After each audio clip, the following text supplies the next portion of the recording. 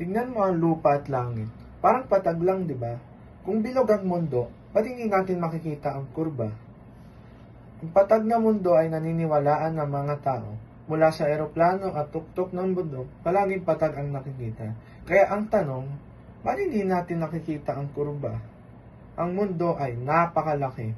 Kung ihahambing mo ang laki ng mundo sa isang tao, parang langgam ka lang sa isang malaking bola. Kailangan mo maglakbay ng napakalayo para makita ang pagbabago ng kurba. Para sa simpleng pagtingin, hindi agad-agad makikita ang kurba ng mundo. Kailangan mo ng napakalawak na pananaw gaya ang kalawakan para makita ang bilog ng ating mundo. Kaya mula sa eroplano, hindi agad-agad makikita dahil napakaliit ang nakikita mong pananaw. Handa ka na bang alamin ang katotohanan? Tara, panoorin na natin ang susunod na video. Tingnan mo ang lupa at langit. Parang patag lang, di ba?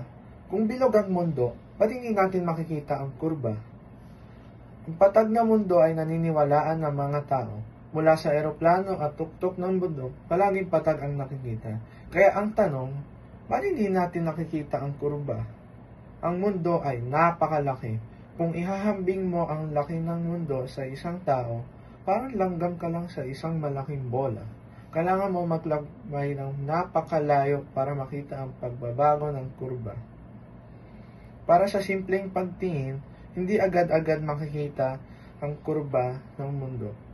Kailangan mo ng napakalawak na pananaw gaya ang kalawakan para makita ang bilog ng ating mundo.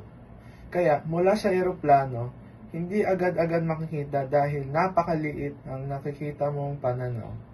Handa ka na bang alamin ang katotohanan? Tara, panoorin na natin ang susunod na video.